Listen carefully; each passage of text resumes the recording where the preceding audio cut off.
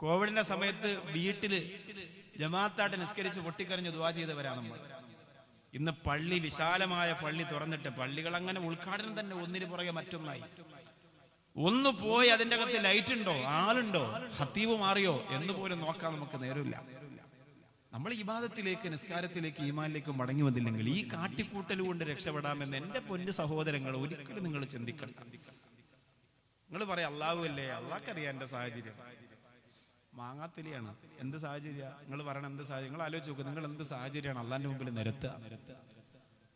അതൊക്കെ ഇബ്ലീസ് കാണിച്ചു തരുന്ന ഓരോ നൂലാമാലകളാണ്. അതിലൊന്നും വീണ് നിങ്ങൾ ഈ ഇബാദത്തിനെ നശിപ്പിച്ചാണ്. കൃത്യമായിട്ട് നിസ്കരിക്കുക, ദിക്റും സ്വലാത്തൊക്കെ ചെല്ലുക. ഈമാൻ ആരും മോഷ്ടിച്ചുകൊണ്ടോ അത് പിടിച്ചു നിൽക്കുക. ഇല്ലെങ്കിൽ ആരെങ്കിലും വന്ന് വരട്ടി നീ മുഅ്മിനായ നിന്നെ ഇവിടെ ഇന്ത്യ രാജ്യത്ത് നിർത്താം, മുസ്ലിം അല്ലെങ്കിൽ പറഞ്ഞുവിടുമെന്ന് പറഞ്ഞാൽ പിന്നെ ഞാൻ എൻ്റെ വാപ്പയും മക്കളും എപ്പോഴും ഇതിൽ നിന്ന് മാറിയിരിക്കുന്നു എന്ന് പറയും. അപ്പൊ ഈമാന്റെ പവർ വേണം. രാജ്യത്ത് നിൽക്കാൻ വേണ്ടി മാത്രമല്ല, മുഅ്മിനാകുന്ന സർക്കിളിനകത്ത് ജീവിക്കാൻ നമുക്ക് കഴിയണം. രണ്ടാമത്തെ ഗുണവിശേഷണം, രണ്ടാമത്തെ ഗുണവിശേഷം അള്ളാഹുവിന് വേണ്ടി തന്റെ സന്താനത്തെ സമർപ്പിച്ചു എന്നതാണ്. അള്ളാഹുവിന് വേണ്ടി തന്റെ സന്താനത്തെ സമർപ്പിച്ചു. ആരാണ് ആ സന്താനം? ബഹുമാനപ്പെട്ട അനസ് റളിയല്ലാഹു അൻഹു. നിങ്ങൾക്ക് എത്ര മക്കളുണ്ടെന്ന് നിങ്ങൾ കണക്കൂട്ടി നോക്കുക. എത്ര മക്കളുണ്ട്? അതില് ഇൽമുമായി ബന്ധപ്പെട്ട ഏതെങ്കിലും ഒരു മോനുണ്ടോ എന്ന് പറഞ്ഞാൽ മുത്തഅല്ലിമാവണം എന്ന് തന്നെ നിർബന്ധമൊന്നുമില്ല കേട്ടോ. കൃത്യമായിട്ട് നിസ്കരിക്കുന്ന, അവൻ ഏത് ജോലി ചെയ്യട്ടെ, ഡോക്ടർ ആവട്ടെ, വക്കീലാകട്ടെ, എന്തോ ആവട്ടെ, ഏത് മേഖലയിൽ പ്രവർത്തിക്കട്ടെ, പക്ഷെ വാങ്ക് കേട്ടാൽ അൽഹംദുലില്ലാഹ് നിസ്കാരം, വർത്താനത്തിൽ കളവില്ല. ഇന്ന് പിന്നെ മേഖലകളിൽ, പല തൊഴിൽ മേഖലയിൽ പിടിച്ചു നിൽക്കണമെങ്കിൽ കളവ് പറയേണ്ടി വരും. പക്ഷെ എന്നാലും എന്റെ മോൻ പറയൂല. അങ്ങനെ ഉറപ്പുള്ള എത്ര ഉപ്പമാരിവിടെയുണ്ട്, എത്ര ഉമ്മമാരുണ്ട്. അതാണ് അള്ളാഹുവിന് സമർപ്പിച്ച മക്കൾ എന്ന് പറഞ്ഞാൽ. ഞാൻ മരിച്ചാൽ എന്റെ സർവ്വകാര്യങ്ങളും എന്റെ മകൻ നോക്കും, എന്റെ മകള് നോക്കും, എനിക്ക് ആരെയും പേടിക്കേണ്ട കാര്യമില്ല എന്ന് പറയാൻ ഉറപ്പുള്ള ഉപ്പയുമ്മയുണ്ടോ? ഈ ഇരിക്കുന്ന ഉമ്മ എന്താ മരിക്കുമ്പോ ചെയ്യുന്നത്? എന്താ? കഴുത്തിൽ കിടക്കുന്ന മാല അഴിക്കും, ഇല്ലെങ്കിൽ തലയണയുടെ അടിയിൽ വെച്ചിരിക്കുന്ന താക്കോലെടുത്ത് അലമാരയുടെ ഒരു അറ തുറക്കും, അതിൽ നിന്ന് ഒരു 50,000 രൂപ എടുക്കും, മോളെ വിളിക്കും, മോനെ വിളിക്കും, അവരെ കൈ കൊടുത്തിട്ട് പറയും, ഉമ്മ മരിച്ചാൽ ഉമ്മയുടെ കാര്യങ്ങളൊക്കെ ഈ പൈസ കൊണ്ട് നിങ്ങൾ ചെയ്യണം. സുലൈമാക്കാക്ക് അങ്ങനെ പൈസ വല്ലതും കിട്ടിയോ? ഉമ്മ തന്നോ? അങ്ങനല്ലോ തന്നാ? ഉമ്മ മരിച്ചാൽ ഈ പൈസ കൊണ്ട് ഉമ്മയുടെ കാര്യങ്ങൾ നിങ്ങൾ ചെയ്യണം. അങ്ങനെ ഉമ്മ പറയുന്നതിന്റെ പ്രധാന കാരണം എന്താണെന്നറിയോ? ഈ മക്കളിൽ ഉമ്മാക്ക് അത്ര വിശ്വാസം ഇല്ല. യവന്മാരെ പൈസ കൊണ്ട് എന്റെ കാര്യം യവന്മാര് ചെയ്യുമെന്ന് ഉമ്മാക്ക് തോന്നുന്നില്ല.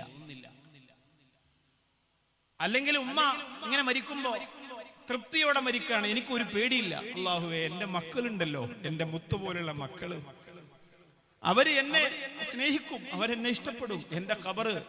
എന്റെ ഖബറടക്കുന്ന ചെലവ്, എന്റെ കാര്യങ്ങള്, എനിക്ക് വേണ്ടി ദിക്റൊക്കെ അവര് ചെയ്തോളൂ, എനിക്കൊന്നും പേടിക്കണ്ട. അത്രക്ക് മുത്തുപോലുള്ള മക്കളെയാണ് അല്ലാഹുവേ ഞാൻ പ്രസവിച്ച് വളർത്തിയതെന്നൊരു ഉമ്മാക്ക് പറയാൻ കഴിയണം. ഇന്നങ്ങനല്ല, ഉമ്മമാർക്ക് പേടിയാണ്. ഒരു ഉളുപ്പുമില്ലാതെ മക്കൾ ഇങ്ങനെ കൈനീട്ടി നിന്നിട്ട് പറയും, ചെയ്തോളാം ചെയ്തോളാം ഉമ്മ, ഓക്കെ. അപ്പൊ അനിയൻ ഇങ്ങനെ പറയും, പൊളിച്ചളിയാ പൊളിച്ച്, ഞാൻ പറഞ്ഞില്ലേ മാല അമ്മക്ക് തന്നെ. ഇത്രേ ഉള്ളൂ, കഴിഞ്ഞു, ഉമ്മാടെ കഥ കഴിഞ്ഞു. ആ മാല വിറ്റിട്ട് 3 തികയുമ്പോ ദിക്റും സ്വലാത്ത് നടത്തിയിട്ട് ഭക്ഷണം കൊടുത്തിട്ട് ബാക്കിയുള്ള പൈസക്ക് ഖബറിന്റെ അരികിൽ കിടന്ന് സമാധാനം കൊടുക്കാതെ തല്ലുകൂടും ഇന്നത്തെ തലമുറ. ഞാൻ ഏറ്റവും അധികം എന്റെ ഈ സ്നേഹസാഗരത്തിന്റെ 11 വർഷത്തെ ചരിത്രത്തിൽ ഏറ്റവും അധികം കൽബ് പൊട്ടി കരഞ്ഞുപോയ ഒരു രോഗിയുണ്ട് സ്നേഹസാഗരത്തിൽ, ഇപ്പോഴും ഉണ്ട്. അവിടെ വന്നിട്ടത് ആരാണെന്ന് ചോദിക്കുമ്പോൾ ചൂണ്ടിക്കാണിച്ചു തരാൻ അത്ര പേഴ്സണൽ ആളുകൾക്കല്ലാതെ മറ്റുള്ളവർ കാണിച്ചു കൊടുക്കാൻ പ്രയാസമുണ്ട്. ഒരാളെ നമ്മളിങ്ങനെ ഒരു മോശക്കാരിയാക്കുന്നത് പോലെയല്ലേ. മലദ്വാരം പുറത്തേക്ക് വരിക എന്ന് പറയുന്ന രോഗം നിങ്ങൾ കണ്ടിട്ടുണ്ടോ പ്രിയപ്പെട്ടവരെ? അതൊക്കെ ജീവിതത്തിൽ അത്രമേൽ സങ്കടകരമായ അവസ്ഥയാണ്. ഒരു മാതാവ് ഇങ്ങനെ നടന്നു പോയാൽ പിന്നെ കുറച്ച് കഴിയുമ്പോൾ അവര് ഓട്ടോമാറ്റിക്കലി കുനിയുകയാണ്. അപ്പോ സ്റ്റാഫൊക്കെ മനസ്സിലാവും, പിന്നെ കൊണ്ട് കിടത്താണ്. ഹോസ്പിറ്റലിൽ കൊണ്ടുപോയ അതിന്റെ ചികിത്സാ രീതിയെ കുറിച്ചൊക്കെ പറയുന്നത് കേട്ടിട്ട് നെഞ്ചു പൊട്ടിപ്പോവുകയാണ്. കുറെ മരുന്നും ഗുളിയൊക്കെ നമ്മൾ കൊടുക്കുന്നുണ്ട്. പക്ഷെ ഞാൻ പറയുന്നത്, അവർക്ക് മക്കളില്ലേ? അവരും പ്രസവിച്ചിട്ടില്ലേ? ഇന്നത്തെ കാലത്ത് ഇതൊന്നും മക്കൾക്കൊരു വേദനയേ അല്ല, ഇതൊന്നൊരു വേദനയേ അല്ല, ഇതൊന്നൊരു പ്രയാസമേ അല്ല, അന്നൊരു പ്രയാസമേ അല്ല പ്രിയപ്പെട്ടവരെ ആർക്കും. ഏതായാലും പോട്ടെ, ഞാൻ പറയുന്നത് അതുകൊണ്ട് ഉമ്മമാർക്ക് ആശങ്കയാണ് മക്കളെ കുറിച്ച്. എന്റെ മകൻ, എന്റെ മകൾ ഞാൻ മരിച്ചാൽ എന്തെങ്കിലും ചെയ്യുമോ എന്നുള്ള വിഷയത്തിലൊക്കെ അവർക്ക് സംശയമാണ്. മഹാനായ അനസ് റളിയല്ലാഹു അൻഹു എന്ന തന്റെ പൊന്നോമന പുത്രൻ, ആരുമില്ല, മകനല്ലാതെ തനിക്ക് വേറെ ആരുമില്ല, ആ പൊന്നുമോനല്ലാതെ വേറെ ആരുമില്ല, മദീനത്തേക്ക് ചെല്ലുകയാണ്. ആരാ?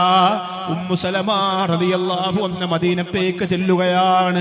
ആരംഭപ്പൂവായ ത്വാഹ മുഹമ്മദ് മുസ്തഫ സ്വല്ലല്ലാഹു അലൈഹി വസല്ലമ തങ്ങൾക്കെല്ലാവരും ഓരോ സമ്മാനങ്ങൾ കൊടുക്കുകയാണ്. ആരും കൊടുത്തു പോകുമല്ലോ, ആരും കൊടുത്തു പോകുമല്ലോ, ആരും കൊടുത്തു പോകുമല്ലോ. വലിയ വലിയ നല്ല ഭംഗിയുള്ള സയ്യിദന്മാരെ കാണുമ്പോ നമ്മളൊന്ന് തൊടാൻ കൊതിക്കൂലേ? നമ്മളൊന്ന് ഓടിച്ചെല്ലൂലേ? നമ്മളൊന്ന് ഓടിച്ചെല്ലൂലേ? വലിയ വലിയ ഉലമാക്കളെ കാണുമ്പോ നമ്മളൊന്ന് അടുത്തിരിക്കാൻ കൊതിക്കൂലേ? അല്ലാഹുവേ, ആത്മീയ പ്രഭാവത്തിന്റെ എല്ലാ സൗന്ദര്യങ്ങളെയും ആവാഹിച്ചെടുത്ത ലോകത്തിന്റെ നൂറേ നബി മുഹമ്മദ് മുസ്തഫ, അല്ലാഹുവിന്റെ റസൂൽ നബി മുഹമ്മദ് മുസ്തഫ സ്വല്ലല്ലാഹു അലൈഹി വസല്ലമ തങ്ങളുടെ ചാരത്തേക്ക് എല്ലാവരും സമ്മാനം കൊടുക്കുകയാണ്. കൊടുത്തു പോവൂലേ പെങ്ങളെ? കൊടുത്തു പോവൂലേ പെങ്ങളെ? അതുകൊണ്ടല്ലേ മഹാനായ ഹുബൈബ് റളിയല്ലാഹു അൻഹു അല്ലാഹുവിന്റെ റസൂലിന് വേണ്ടി തന്റെ ജീവൻ കൊടുത്തത്? അതുകൊണ്ടല്ലേ ജഅഫർ റളിയല്ലാഹു അൻഹു കൊടുത്തത്? ആരാണ് എന്തും സമർപ്പിച്ചു പോകുന്ന സൂര്യഗോളമേ നബി മുഹമ്മദ് മുസ്തഫ സല്ലല്ലാഹു അലൈഹി വസല്ലം പാവപ്പെട്ട സഹാബത്ത് കാരക്ക കൊണ്ട് കൊടുക്കുകയാണ്. യാ റസൂലല്ലാഹ്, ഇതേ ഉള്ളൂ നബിയേ. ചിലര് തട്ടം കൊണ്ട് കൊടുക്കുകയാ, ചിലര് ഖമീസ് കൊണ്ട് കൊടുക്കുകയാ, ചിലര് അത്തർ കൊണ്ട് കൊടുക്കുകയാ. ഇനി ആരാണ് വാതിലിന്റെ മറവില്? ഇനി ആരാണ്? എല്ലാവരും സമ്മാനങ്ങൾ തന്നുപോയപ്പോ ഇനി ആരാണ് ആ വാതിലിന്റെ മറവില് എന്ന് അല്ലാഹുവിന്റെ റസൂൽ നബി മുഹമ്മദ് മുസ്തഫ സല്ലല്ലാഹു അലൈഹി വസല്ലമ തങ്ങൾ ചോദിക്കുമ്പോ വാതിലിന്റെ മറവിൽ നിന്നുകൊണ്ട് സ്വർഗത്തിന്റെ കാലൊച്ച കേട്ട ഉമ്മു സലമ റളിയല്ലാഹു അൻഹ പറയുന്നു, നബിയേ, ഞാനാണ് നബിയേ, എനിക്ക് തരാൻ എന്റെ കയ്യിലൊന്നുമില്ല റസൂലേ. എന്റെ ജീവിതത്തിന്റെ എല്ലാമായ പൊന്നുമോനെ ഞാനിതാ അങ്ങേക്ക് തരികയാ നബിയേ. അങ്ങേക്ക് എന്റെ മകനെ സമർപ്പിക്കുന്ന റസൂലേ, അങ്ങേക്ക് എന്റെ പൊന്നുമോനെ സമർപ്പിക്കുന്ന നബിയേ എന്ന് പറഞ്ഞ അനസ് റളിയല്ലാഹു അൻഹു എന്ന മുത്തുമണിയെ ആരംഭപ്പൂവിന്റെ കാൽച്ചുവട്ടിലേക്ക് നിർത്തി കൊടുക്കുകയാണ്. ഭാഗ്യമുള്ളവരെ, അസുലഭ നിമിഷമേ, അല്ലാഹുവിന്റെ ദീനിന് വേണ്ടി മക്കളെ പഠിക്കാൻ പറഞ്ഞു വിടുന്ന ഉമ്മ.